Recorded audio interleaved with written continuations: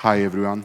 I would first like to thank the organizer for inviting me this wonderful event. I'm very happy to be back in Korea. I was here 2 years ago. My name is Kanellos. I'm an academic with the University of Athens, but today I would like to present with the hat of the technical coordinator of the EUROQCI project.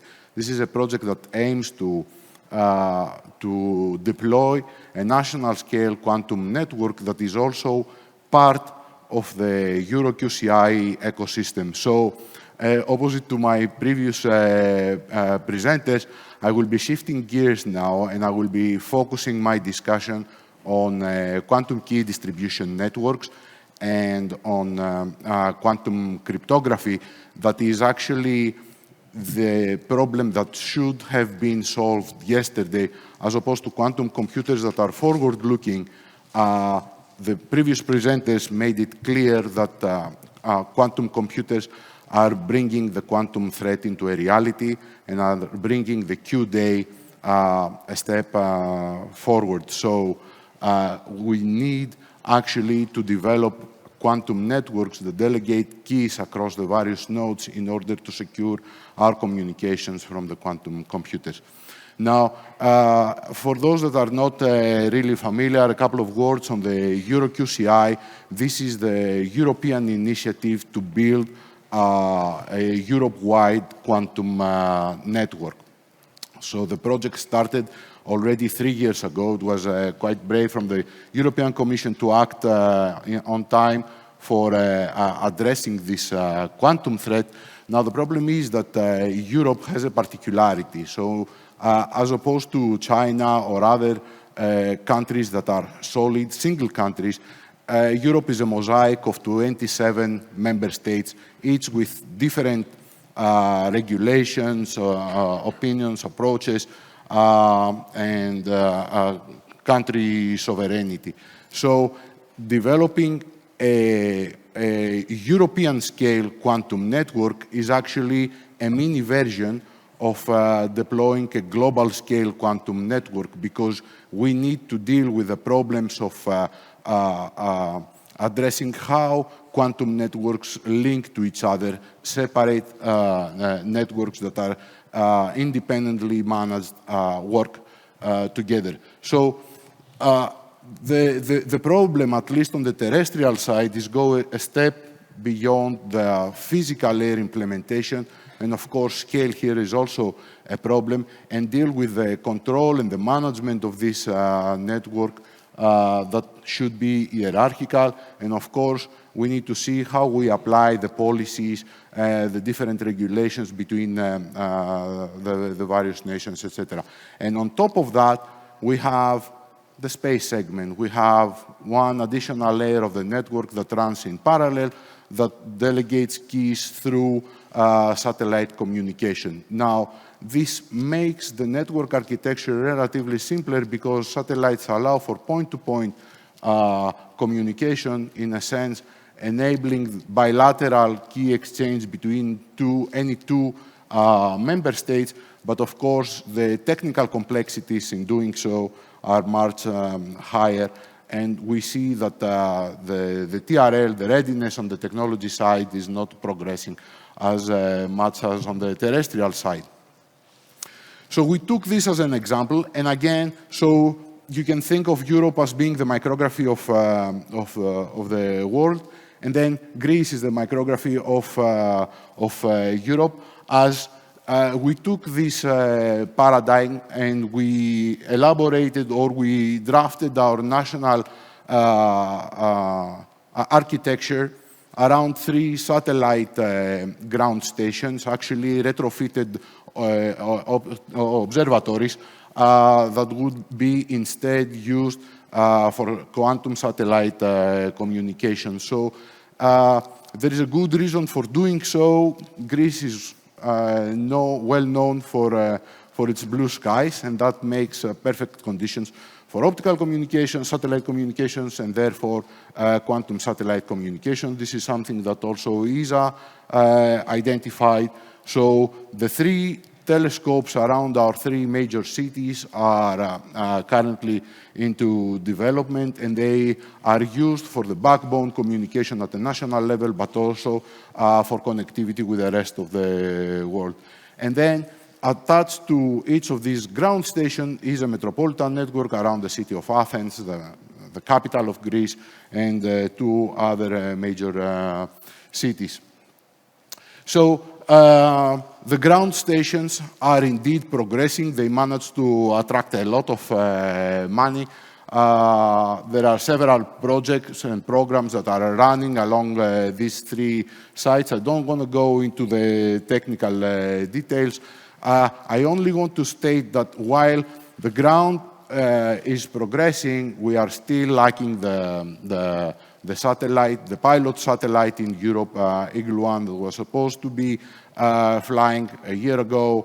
It was shifted to 2026. It's further shifted down the line. So in that sense, we are focusing our efforts for deploying the vision for a pan-European network on the ground segment.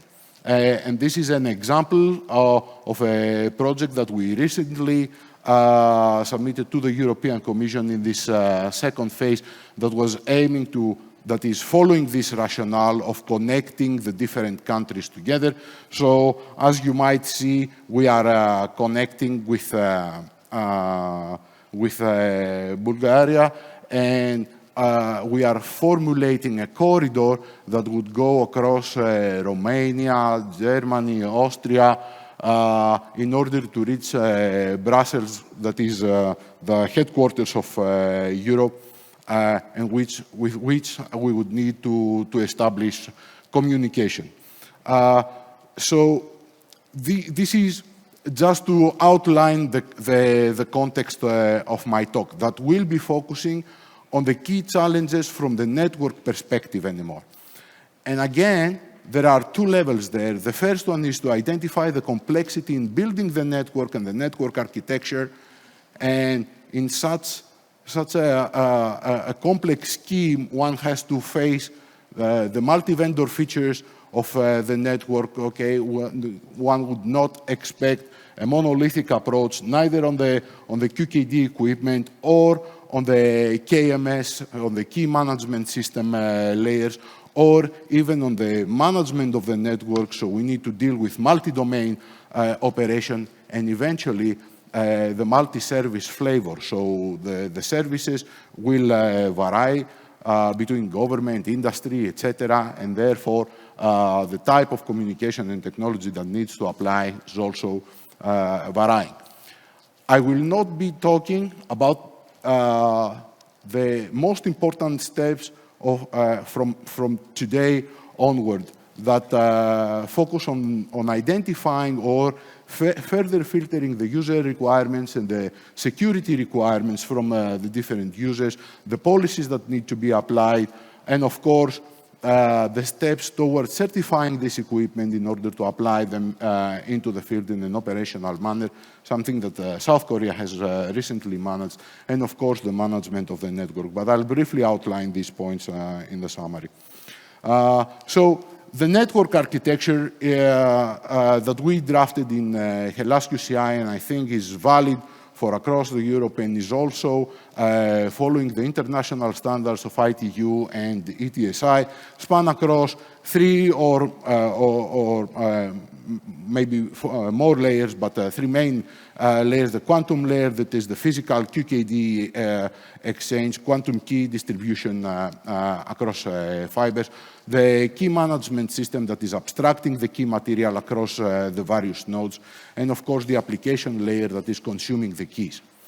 Now, while the first 2 layers are well established across the QKD ecosystem and the quantum realm, they fail to identify that actually is the consumers or the application layer that needs to dictate how keys would be used across a network. So in accordance to what is happening on the classical communication, one needs to take a security orchestrator as as the network would use a network orchestrator in order to orchestrate, to dictate to the key management system where is the need for the keys.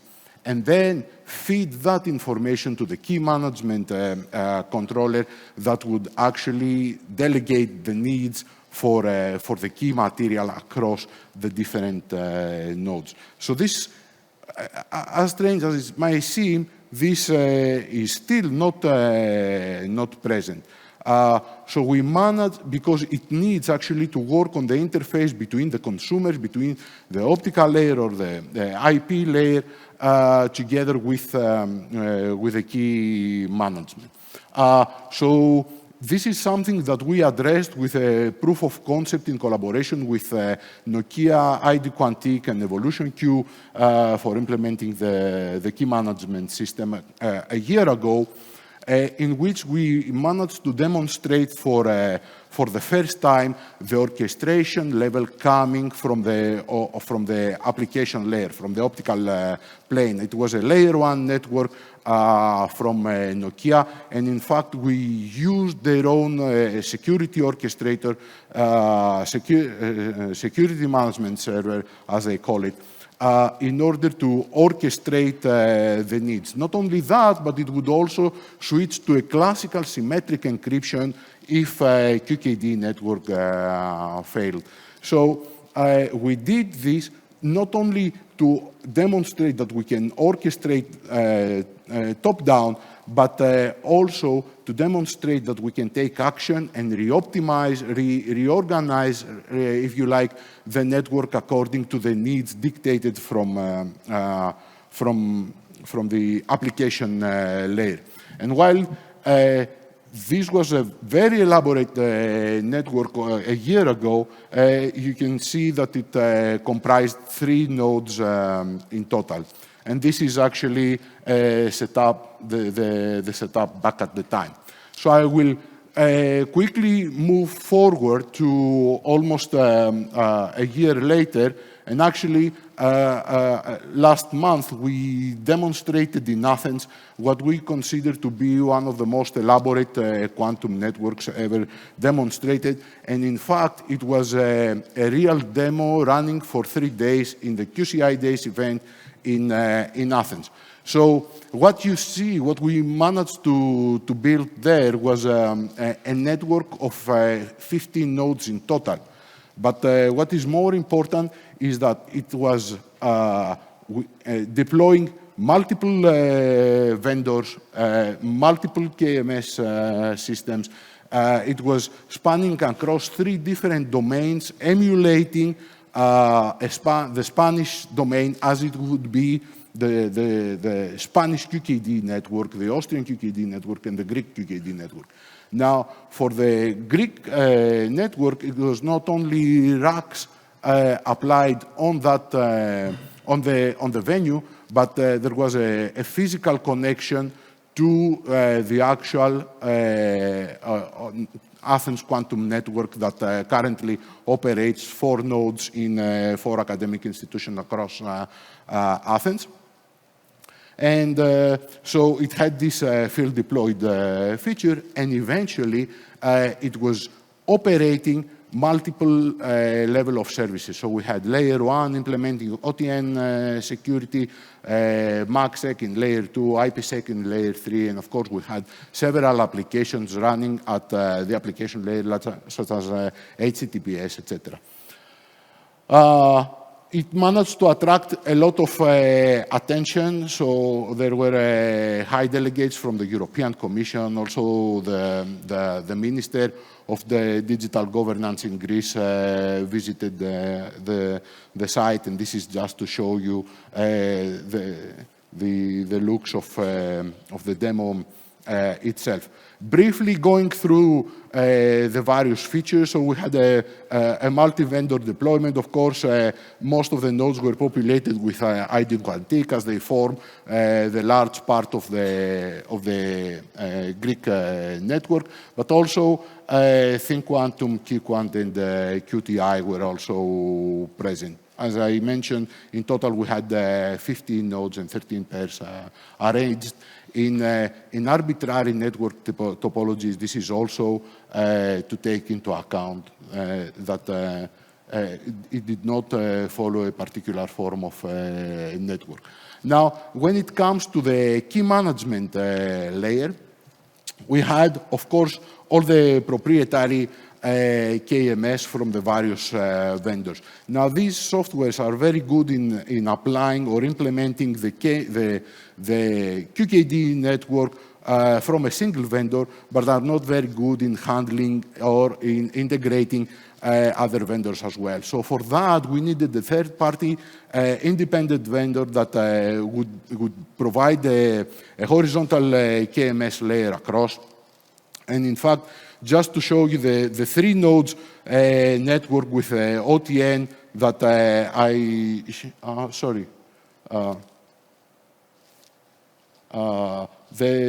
3-node network with Nokia is just this part interfaced here with Evolution Q.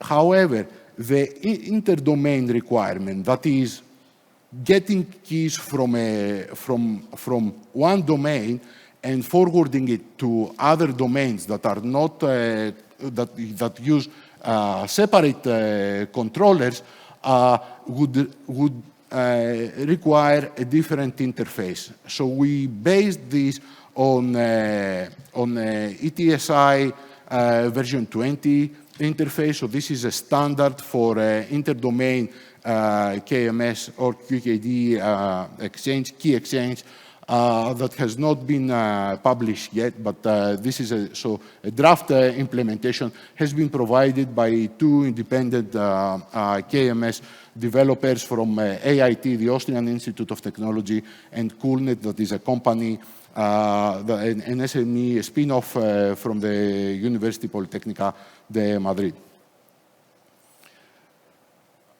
Now, on the service level, as I said, we used the Nokia infrastructure to apply an orchestrated and fully managed layer 1 network across the different nodes. But we also applied layer 2 encryption with Juniper and Arista equipment, layer 3 encryption implementing IPsec, on which we based also our main demonstrator for this event that was a video conference. I'll tell you about it in a minute. And of course, several applications running at the service level. So we managed to demonstrate quite a few significant outcomes through this demo, but I would like to focus on what we consider to be the first ever 4-node quantum secure video conference. Now, if there are Chinese people in the room, they will laugh with this 4-node video conference. The difference is that it runs over multiple domains. So each of the node was sitting on a different domain. So we had one node connected with IPsec in the Spanish domain, one node connected with over the Austrian domain. And in fact, we had 2 nodes over Greek domain, one in the implementation on the rack and one on the physical network that I mentioned earlier before. Not only it was a video conference, a multi-domain video, quantum secure video conference, it was also establishing VPNs through IPsec for most of the part.